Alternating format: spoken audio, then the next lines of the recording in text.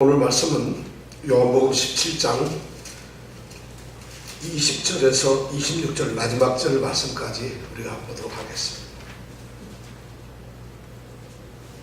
오늘 이 말씀은 특별히 우리 주님께서 이제 마지막으로 우리 성도들을 위해서 지금 기도하시는 그 기도 내용입니다.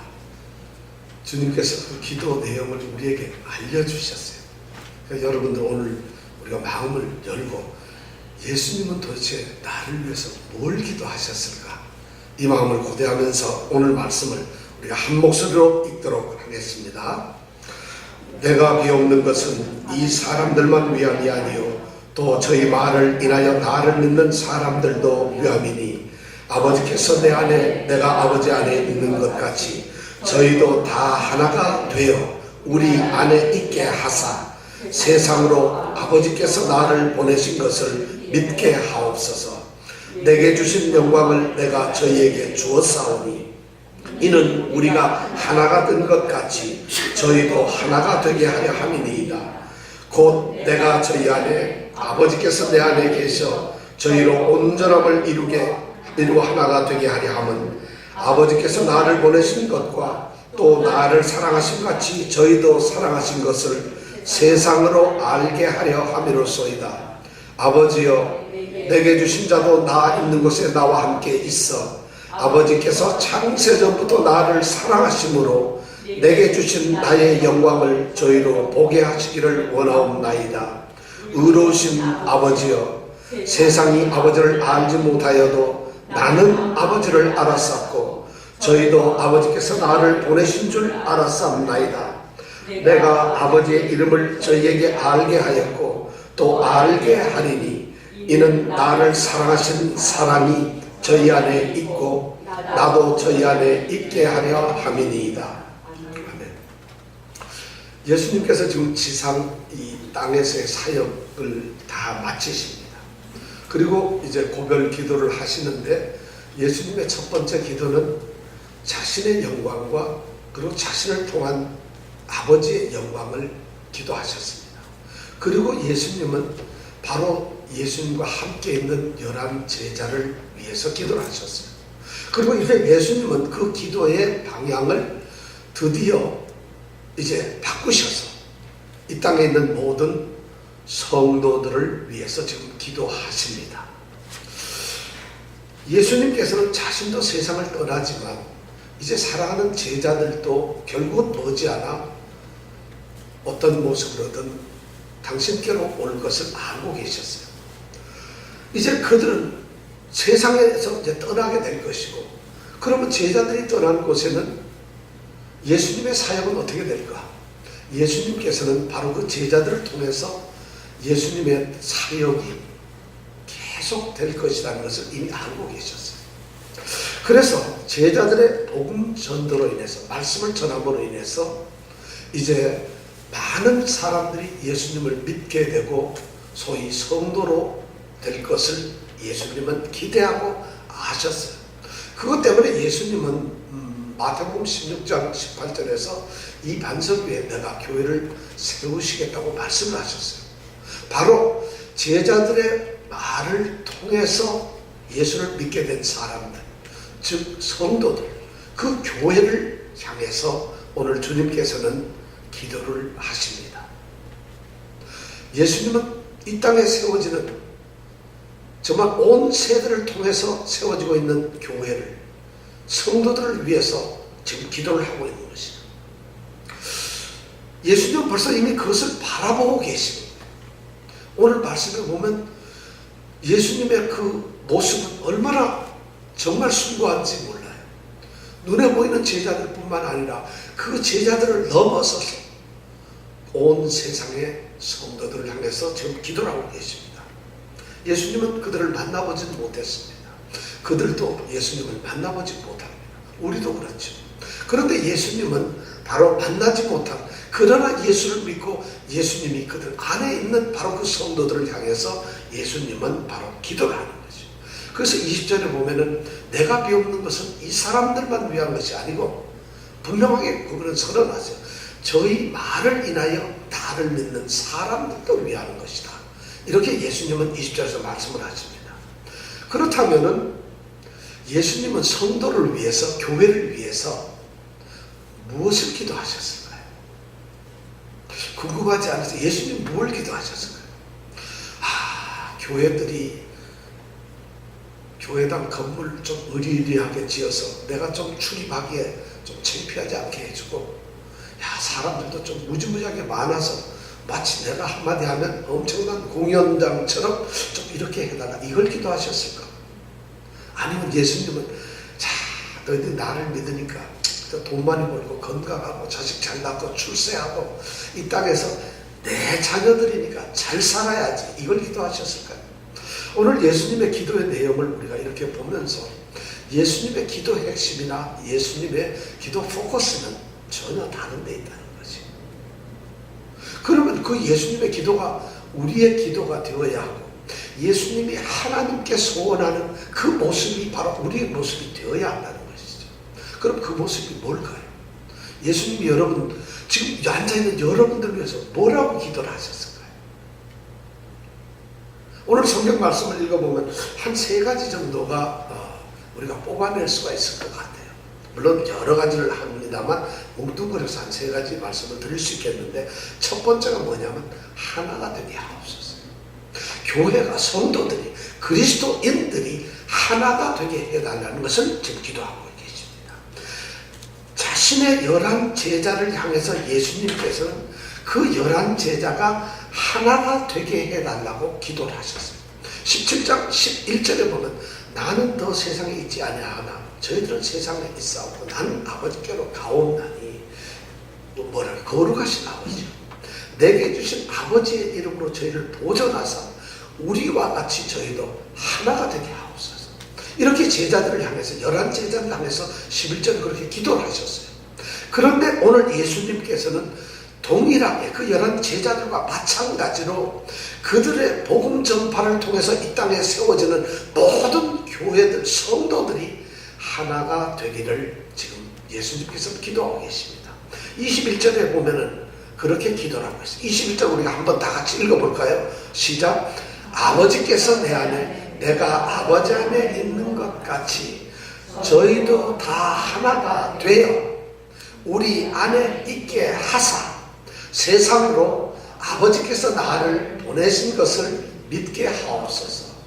하나가 되게 하는 것을 예수님께서 지금 기도하고 계세요. 예수님께서는 사랑하는 예수님의 제자들, 성도들, 이 교회가 예수님의 사랑, 예수님의 제자라는 것을 세상으로 알게 좀 그렇게 하고 싶으셨어요.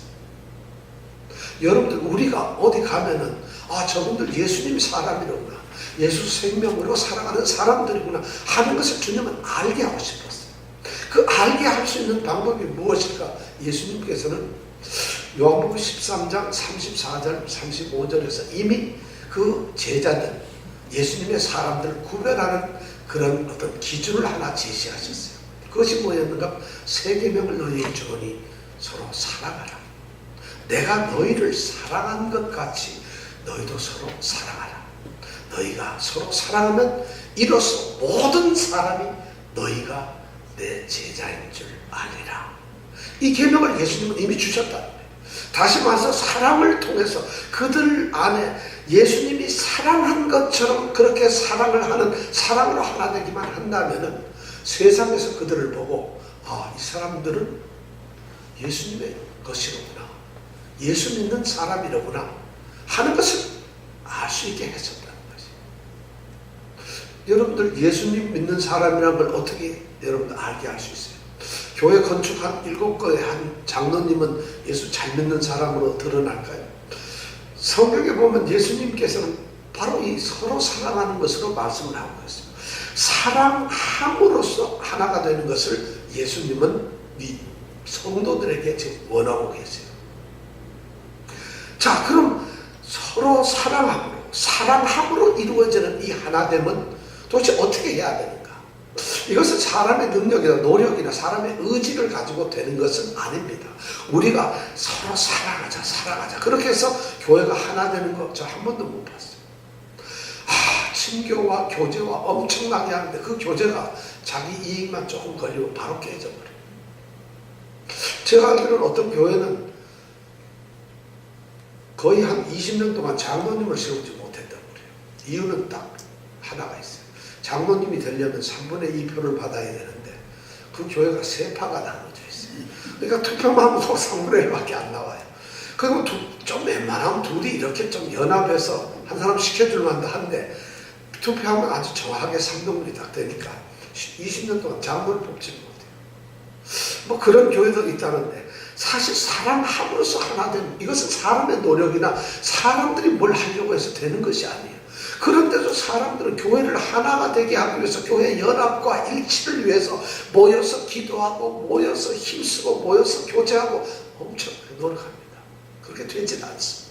왜냐하면 하나됨이란 사랑함으로써 이 하나됨이란 사람이 하는 것이 아니기 때문입니다.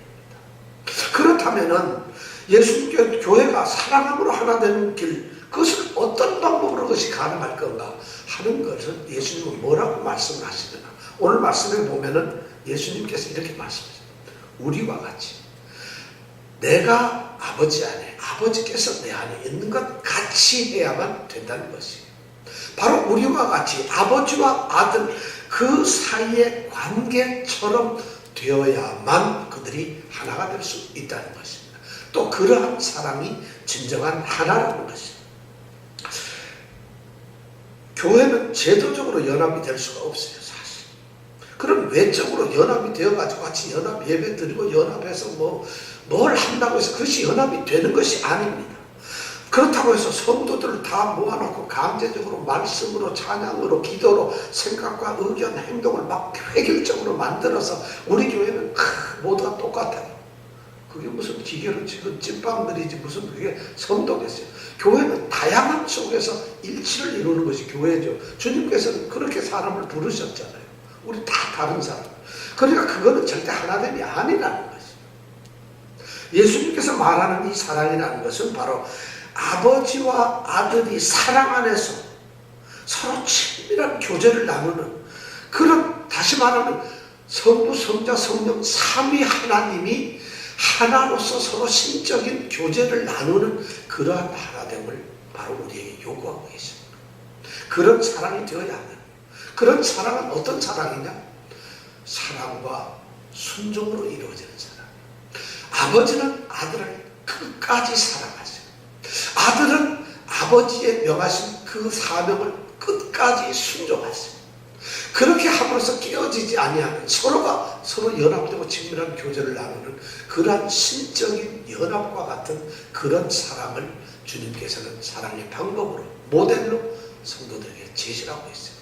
모든 교회는 그런 사랑을 통해서 하나가 되어야 된다고 말씀을 하고 있어요.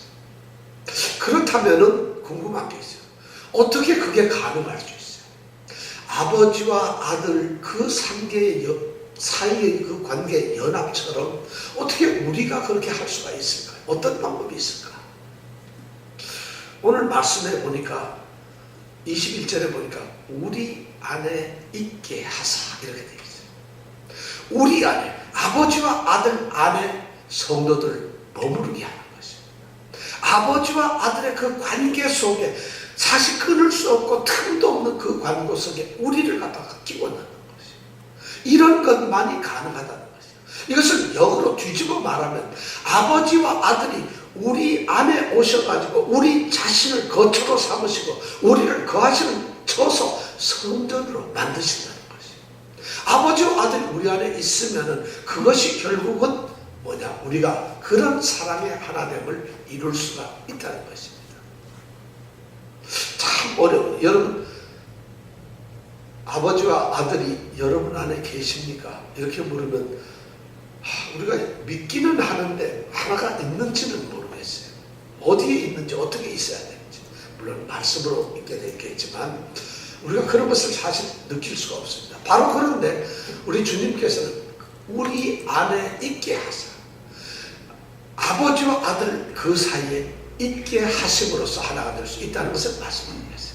그 예로 예수님은 요한복음 15장에서 참 포도나무 공동체에 대한 비유를 말씀하셨어요. 예수님께서 포도나무고 우리 성도들을 가지로 비유해서, 그래서 가지가 나무에 붙어 있어야 되는 것으로 이렇게 비유했어요. 15장 5절에 보면 그렇게 했죠. 내가 포도나무여 너희는 가지니 내가 저 안에 저희가 내 안에 있으면 이 사람은 과실을 많이 맺나니 나를 떠나서 너희가 아무것도 할 수 없다. 이렇게 말씀하셨어요. 그런 말씀을 예수님께서는 우리에게 하셨어요. 바로 그 참 포도나무 공동체, 포도나무라고 하는 그러한 어떤 가지와 나무의 이 육이성, 연결된 그런 식으로 우리가 예수와 함께 또 아버지와 아들과의 관계 속에 있게 되기를 원하셨어요. 그것이 바로 교회의 하나됨에 대한 그런 것이라는 것을 말씀했어요. 또 바울 사도는 로마서 12장 4절 5절에서 똑같이 이것을 말씀하셨어요. 몸으로서의 교회와 그 몸의 지체로서의 성도에 대한 이야기를 이렇게 말씀을 하고 있어요. 우리가 한 몸에 많은 지체를 가졌으나 모든 지체가 같은 직분을 가진 것은 아니다. 이와 같이 우리가 많은 사람이 그리스도 안에서 서로 한 몸이 되어서 서로 지체가 되었다. 이런 말씀을 예수님께서는 로마서에서 바울 사도는 얘기하고 있어요. 바로 하나가 되는 것은 바로 이렇게 서로가 지체로 존재하면서 그리스도의 몸이라고 하는 한 몸을 이루어가는 것, 이것이 바로 하나가 되는 것이라는 거죠. 그러면 이런 하나가 되었을 때 도대체 우리에게는 어떤 결과가, 어떤 열매가 맺혀지게 될까? 예수님은 오늘 이렇게 말씀을 하셨죠. 오늘 이 말씀에 보면은 21절에 세상으로 아버지께서 나를 보내신 것을 믿게 한다는 거죠. 자, 서로 사랑으로 하나 된 제자들, 우리 예수 생명의 어떤 생명들의 공동체, 성도의 공동체가 있어요. 교회 공동체가 있는데 이들이 사랑으로 하나가 된 모습을 보는 것은 세상으로 하여금 뭐냐? 아버지께서 아들을 보내신 것을 믿게 만드는 것이라는 말씀입니다. 어떻게 하나가 됐는데 예수님을 하나님이 보내신 것을 세상이 믿는다는 겁니까? 이것이 무슨 연관이 있을까? 예수님은 지금 그런 말씀을 기도로 하세요. 이건 뭐냐면 예수님께서는 이 땅에 아버지께서 보내셨어요. 이 보내셨다는 말 속에 들어가 있는 아주 중요한 말이 뭐냐면 예수님은 이 땅에 구원자, 메시아로 오셨다는 거예요. 그리스도로 오셨다는 거예요. 그러면 예수님이 정말 이 세상의 구원자고 메시아라는 것을 세상으로 알게 하는 유일한 방법은 교회가, 성도들이 사랑의 하나됨을 이루는 것입니다. 사랑의 하나됨이라는 것이 뭐냐? 그들은 이런 거예요. 하나가 됨으로써 말미암아 그들은 구원받은 공동체인데 그 하나된 제자 공동체 교회가 구원의 기쁨과 그 환희가 넘쳐나요. 그리고 구원의 삶, 구원으로부터 주어지는 그 구원의 생명, 삶을 그대로 살아가고 보여주는 것이에요.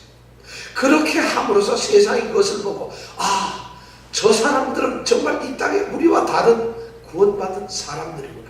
저들을 구원하신 그분은 바로 하나님께서 보내신 그의 아들 메시아 구세주로구나, 구원자로구나. 이렇게 믿게 된다는 것입니다. 그럼 전도의 핵심적인 방법은 전도지 돌리는 것이 어쩌면 아닌 거예요. 주님께서 말씀하시는 것은 세상으로 아들을 믿게 하는 유일한 방법은 교회가 교회되어지는 것이죠. 성도가 하나 되는, 사랑으로 하나 되는 것이죠. 이런 말을 들으면 세상의 교회는 하나가 되는 교회가 별로 없어요. 세상은 교회가 서로 합쳐져서 이렇게 뭐가 된다는 이야기보다는 하나가 둘이 되고 둘이 넷이 되고 넷이 여덟이 되고 여덟이 16이 되고 무한적으로 하나님의 나라가 확장되는 것을 즐겨와요. 근데 그 하나님의 나라 확장이라는 것이 이합 집산이에요. 자기 이익에 따라서, 자기 필요에 따라서, 그리고 자기 감정에 따라서 이렇게 되는 것이죠. 근데 주님께서는 그렇게 함으로써 하나님의 나라 세상에 무엇을 볼 수 있겠느냐는 것이죠. 바로 사랑의 하나됨을 통해서 그들의 구원의 삶의 그 정말 충격적인 아름다운 삶의 모습을 세상 사람들이 보면서 예수를 통해서 저 사람들이 저렇게 구원되고 저런 삶을 사는구나. 정말 예수님은 하나님이 보내신 하나님의 아들 메시아구나 하는 것을 믿게 된다는 것이죠. 이 말씀을 예수님은 하시면서 바로 교회가, 이 성동체가 바로 사랑의 하나됨을 이루라고, 우리가 아버지와 아들의 그 관계처럼 하나가 되라고 기도를 하고 계세요. 이것이 첫 번째 예수님이 원하시는 기도예요. 교회를 향해서 주님은 벌써 이것을 내다보시면서 하나님께 그것을 간절히 원하고 계셨던 겁니다. 그리고 두 번째 예수님이 기도하는, 이 성도들을 위해서 하는 기도를 보면은 영광을 통해서 영광을 보게 하옵소서. 영광을 통해서 영광을 보게 하옵소서. 성경에는 이 말씀이 안 나옵니다. 영광을 통해서 영광을 보게 하옵소서.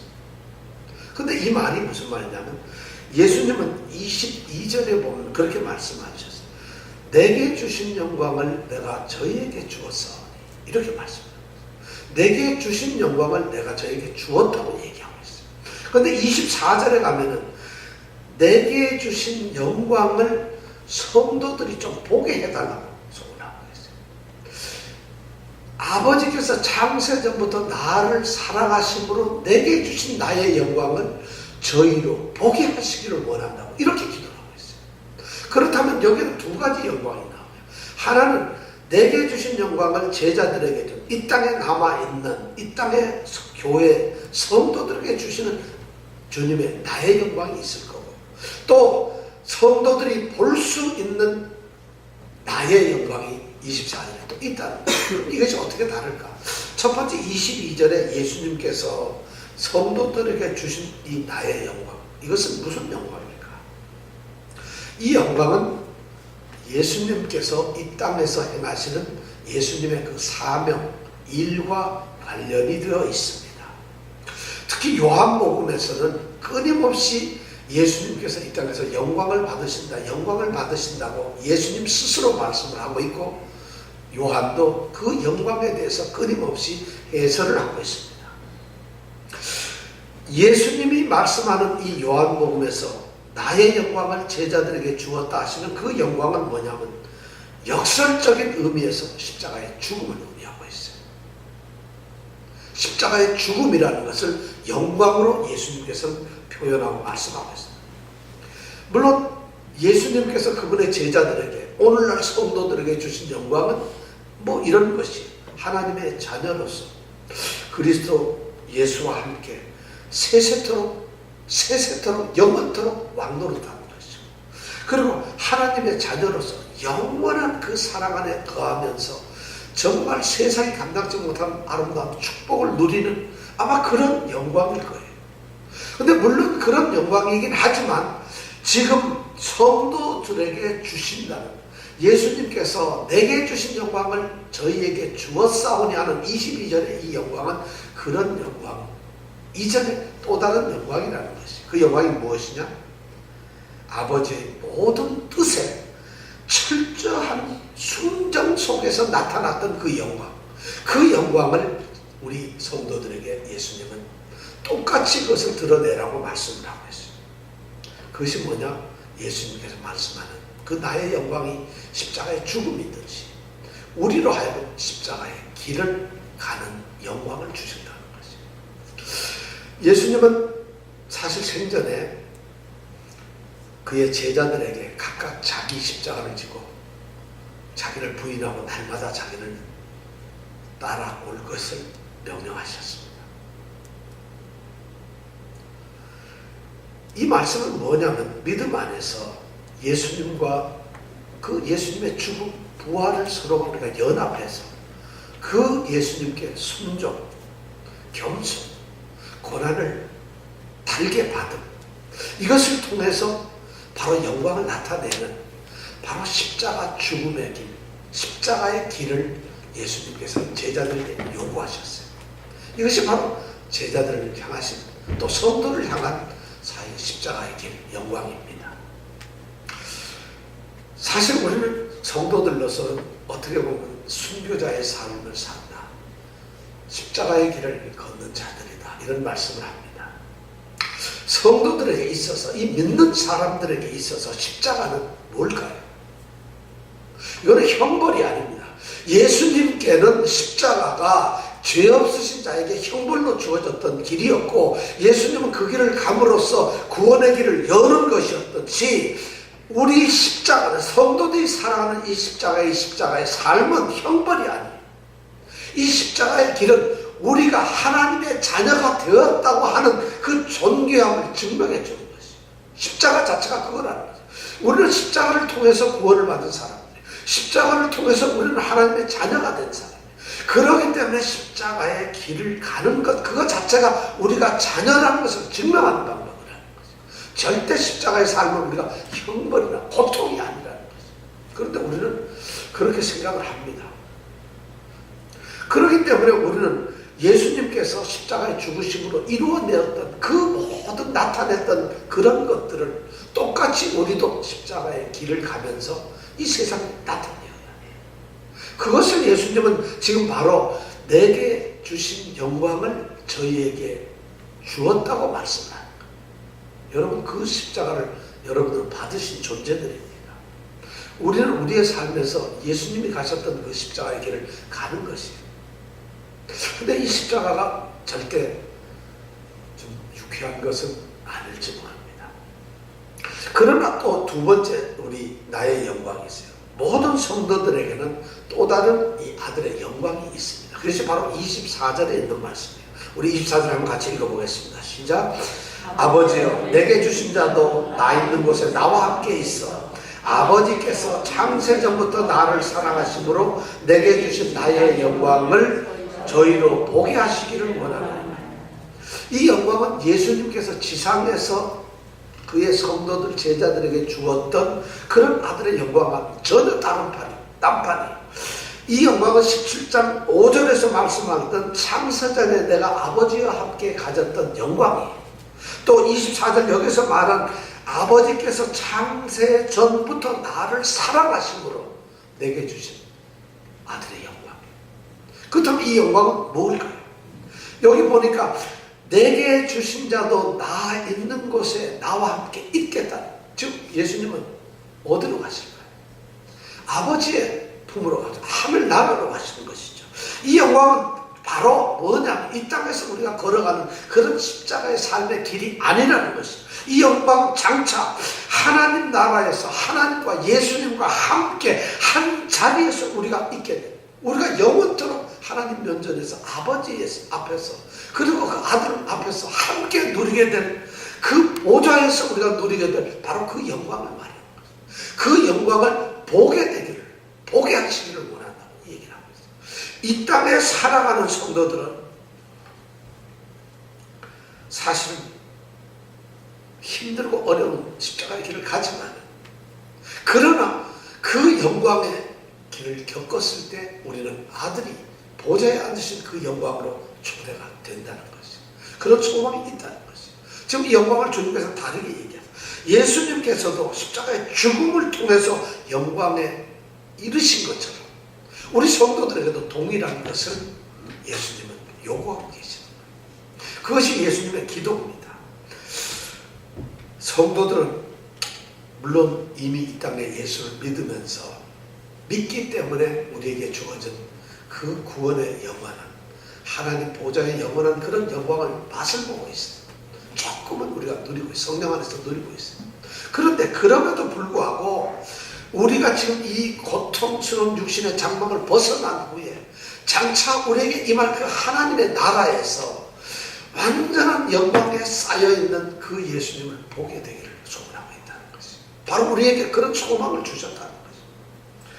예수님께서 성도들이 바로 그 영광을 보시기를 원한다고 그렇게 기도하고 있어요. 그러니까 제자들은 우리 성도들 이 땅에서 그냥 고난만 당하는 자들이 아니라 도저히 어쩔 수 없이 하지 아니하는 영원한 영광의 소망을 가지고 있다는 것이죠. 그것을 우리에게 예수님은 기도하고 계세요. 그 소망을 잊지 말 것을 그 영광에 우리가 바라볼 수 있도록 그렇게 기도를 하고 있어요. 이것이 두 번째 예수님이 성도를 위한, 교회를 위한 기도예요. 오늘 교회는 바로 이러한 소망을 가지고 있어요. 그래서 교회는 말이죠, 이 땅의 복을 기대하고 이 땅의 복을 추구하는 그런 것이 아닙니다.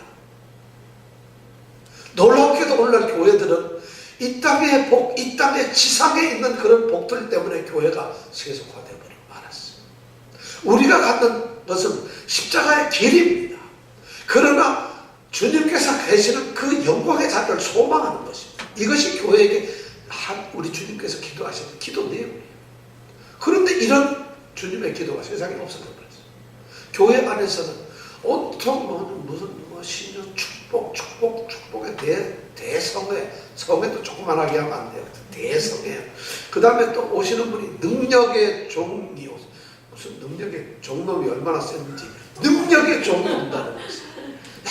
그러니까 능력의 종이 오면 주로 뭐 하는 거예요, 여러분? 주로 여러분들 가보셨잖아요. 주로 뭐예요? 그냥 서 있다가 넘어지게 하는 거 아니면은 뭐 아픈 데 없는다 축복기도 하고 헌금 봉투 이만큼 사라고 일일이 읽어가면서 전부 있어요. 바울 사도가 말했던 건 어쩌면 배설물처럼 여기는 것이에요. 바울은 그런 것들을, 바울 사도는 배설물처럼 예수 그리스도를 위하여 내게 소중하고 귀한 것을 다 배설물로 여겼다는데, 오늘날 교회는 도대체 성경에 있는 말씀이 아니라 배설물을 끌어안으려고, 배설물을 핥아보려고, 배설물을 품으려고 그렇게 하고 있다. 주님은 지금 그걸 기도하고 계세요. 교회가 그렇게 될 것을 주님 어쩌면 보고 계세요. 어쩌면 주님 마음이 아프시고, 교회가 영광을 통해서 영광에 이르기를 기도하고 계세요. 이것이 우리에게 주시는 주님의 두 번째 기도예요. 교회는 이것을 깨달아야 돼요. 세 번째 예수님께서 기도하시는 건 뭐냐면, 예수님과 함께 하나님의 사랑 속에서 듬뿍 빠지기를 기도합니다.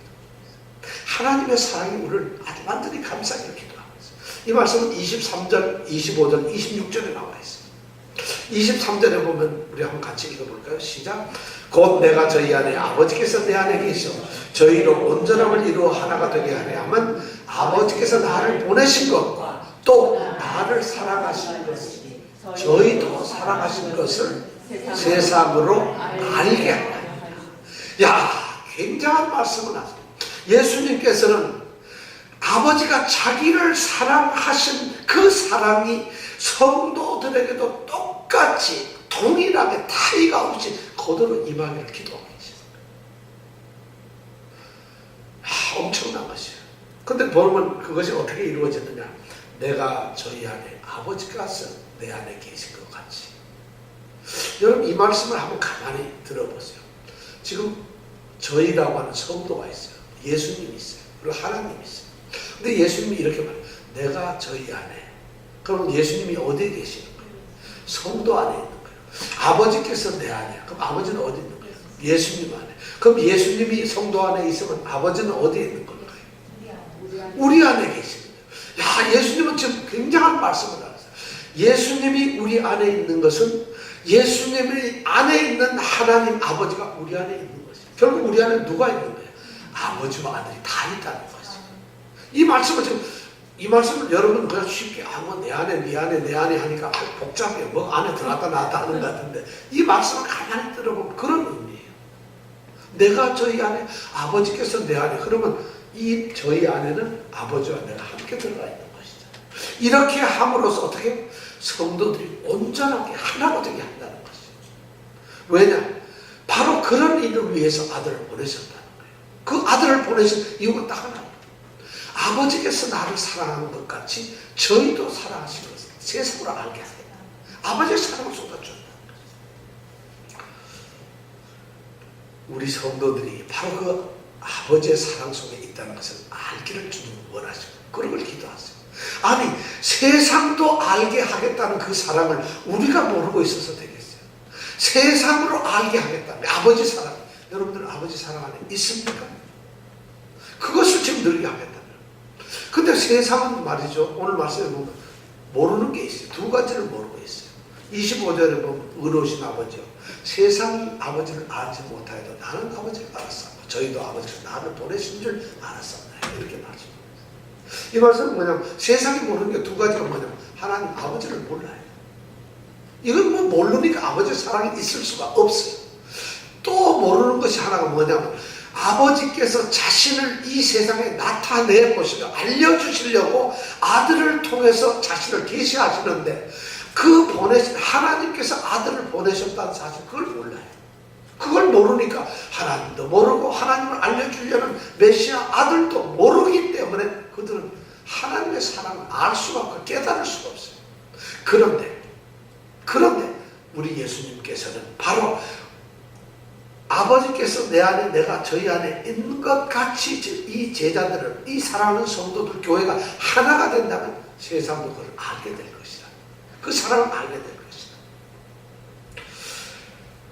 그래서 예수님은 26절에 보니까 그렇게 모르는 세상에서 내가 아버지의 이름을 저에게 알게 하였다는 거예요. 또 우리가 알게 할 것이다. 예수님은 하나님을 이 세상에 알게 하셔서 오셨어요. 바로 하나님이 어떤 분이란가, 하나님의 사랑이 어떤 건가를 알려주시는 거죠. 그리고 알게 해주시, 영원토록 사람들에게 계속 알게 해주시겠다. 바로 이게 뭘 알게 했을까? 요한복음 3장 16절 말씀입니다. 하나님께서 세상을 이처럼 이렇게 사랑을 하신다. 그래서 자기 아들 독생자를 보낸다.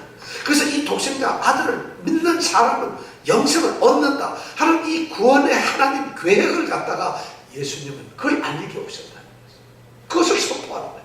그러면 세상 사람들이 하나님을 알게 되고 하나님의 사랑을 알게 되고 하나님께서 보내신 그 아들이 바로 그것을 전하기 위해서 왔다는 것을 알게 되면 그들은 하나님의 사랑을 알게 된다는 것이죠. 로마서에서 5장에서 바울 사도는 바로 이 세상이 형편없는 존재였다는 거죠. 5장 6절에서부터 10절까지 보면 세상에 어떤 사람들이냐면 그들이 말이죠. 하나님을 대해서요, 전혀 하나님을 섬기지도 않고 하나님을 경배하지도 않는 불경건, 우리가 아직 연약할 때에 우리가 스스로 하나님을 모르면서도 어떻게 하나님을 알 수 있을까, 어떻게 하나님께 나아갈 수 있을까, 도저히 무능력하게 갈수록 우리가 연약할 때 기약대로 그리스도께서 경건치 않은 자를 위하여 죽으셨다고 얘기했어요. 그뿐만 아니에요. 8절에 가서 로마서 5장 8절에 보면 우리가 아직 죄인이었어요. 도저히 하나님과는 함께 있을 수 없고 하나님을 용납하고 받아들일 수도 없는 죄인이었을 때 그리스도께서 죽으심으로 하나님께서 우리에 대한 자신의 사랑을 분명하게 증명을 해버리고 말한다. 10절에 가면 더 끔찍해요. 곧 우리가 원수 되었을 때 우리 모든 사람들이 하나님을 대항하고 적대하고 하나님께 대적해서 감히 반항하고 하나님을 거부하는 원수 관계에 있었을 때 하나님께서는 자신의 사랑을 이 세상에 알려주시기 위해서 바로 예수 그리스도를 보내셨다. 그리고 그 독생자를 보내서 그 사랑을 알려주기 위해서 그 아들을 십자가에 죽게 했다. 그렇게 함으로써 내 사랑이 바로 이런 것이다. 나는 너희를 이렇게 사랑하고 있다는 것을 알려주셨다. 그것을 세상이 알게 하기를 원하고 너희들도 깨닫게 하기를 주님께서 원한다는 거죠. 정말 이것이 세 번째 주님께서 말씀하는 사랑의 이야기입니다. 이제 말씀드렸습니다. 지금 예수님께서는 이 땅의 사역에서 지금 마지막 끝자락에 서 계십니다. 내일이면 예수님은 이 땅에서 이제 육신의 몸이 죽고 마는, 십자가에 죽고 마는 마지막 이 삶의 뜰하게 서 있습니다. 바로 이 밤에 그렇게 서 있다. 그런데 예수님은 이 삶의 마지막 끝자락에서 눈을 들어서 하늘 우러러보시면서 아버지와 함께 있는 그 하늘 보좌의 영광을 바라보고 계십니다. 지금 그것을 바라보시면서 예수님께서는 이 세상에 남겨져 있는 교회들과 성도들을 향해서 지금 오늘 말씀에 기도를 하고 계십니다. 마치 이런 거죠. 산 정상 꼭대기에 올라서 쫙 멀리 이 지평선 너머로 쫙 펼쳐지는 광경들, 그거를 보는 이 마치 이 등산, 이 등반가처럼 지금 산 정상에 있는 것처럼 예수님께서는 바로 그렇게 온 세상에 다가올 모든 세대들, 모든 성도들, 그리고 세상의 마지막 순간까지를 예수님은 지금 보시면서 그 성도들을 향해서 기도하고 계십니다. 바로 그 기도하고 있는 사람들 가운데 들어있는 사람들이 바로 우리입니다. 오늘날 우리 예수의 사람이 된 사람들, 예수를 믿는 성도가 된, 그래서 아버지와 아들과의 관계 속에 하나가 되고 영광을 바라보면서 그리고 사랑하면서 살고 있는 바로 우리를 위해서, 바로 여러분들과 나를 위해서 지금 예수님은 기도하고 계세요. 예수님이 기도하는 내용은 이겁니다. 아버지와 나의 이런 관계처럼 너희도 우리와 같이 하나가 되거라. 이걸 기도하고 있어요. 세상에서 나의 영광인 십자가의 길을 가라. 그렇지만 영원한 하나님 나라의 영광의 소망을 가져라. 이것을 말씀하고 있어요. 그리고 나는 너희 안에 영원히 있을 것이다. 물론 아버지께서 나를 사랑하셨던 그 사랑이 똑같이 너희에게 있을 것이다. 주님은 이것을 기도하고 있어요. 자, 그렇다면 예수님께서 우리를 향하신 이런 기도를 하셨다면 여러분, 우리는 어떻게 해야 될까요? 여러분은 정말 참 포도나무 공동체에 그 참 포도나무의 가지처럼 그렇게 살고 있습니까? 여러분은 정말 예수님과 함께 하게 된 그 영광을 날마다 바라보면서 여러분들 십자가의 그 순종의 길을 가고 있습니까? 아니, 여러분은 매일매일 순간순간 장소마다 예수님 안에서 하나님의 사랑 안에서 그 사랑을 누리며 느끼며 체험하며 그 사랑을 마음껏 누리면서 그렇게 사랑으로 살아가고 있습니까? 예수님의 기도가 헛된 기도가 아니라고 한다면, 예수님의 기도가 능력의 기도라고 한다면 이런 사람은 우리에게 있어야 합니다. 왜냐하면 이것이 예수님의 기도의 목적이기 때문에. 그럼 예수님의 이런 기도의 목적이 바로 우리 기도의 목적이 되어야 할 것입니다. 바로 이것이 우리에게 필요하다는 거죠. 저는 오늘 마지막으로 이 성경 말씀을 제가 버전을 조금 바꿔서 읽음으로 오늘 말씀을 마치려고 합니다. 특히 저희란 말을 당신이라고 하는, 너라고 하는 2인칭으로 제가 바꿔서 한번 성경을 이렇게 읽어보겠습니다. 나는 복음을 통해서 나를 믿는 너를 위해 기도한다. 아버지께서 내 안에, 내가 아버지 안에 있는 것 같이 나도 너희도 너를 우리 안에 있게 하겠다. 아버지께서 내게 주신 영광을 나는 너에게 주었다. 아버지와 내가 하나인 것처럼 너도 하나가 되게 할 것이다. 나는 내 안에, 아버지께서는 내 안에 계심으로 너를 온전하게 할 것이고 하나가 되게 할 것이다. 왜냐하면 아버지께서 나를 보내셨고 또 아버지께서 나를 사랑하신 것 같이 너도 사랑하신 것을 알게 하기 위해서다. 나는 나 있는 곳에 너도 함께 있게 하겠다. 아버지께서 창세전부터 나를 사랑하셨고 그래서 사랑했기 때문에 내게 주셨던 나의 영광을 나는 너에게 주겠다. 이 세상은 아버지를 모른다. 그러나 나는 아버지를 알고 있다. 너도 아버지께서 나를 보내신 것을 알고 있다. 그렇다면 나는 아버지의 이름을 너에게 알게 했기 때문이다. 그리고 영원히 알게 할 것이다. 왜냐?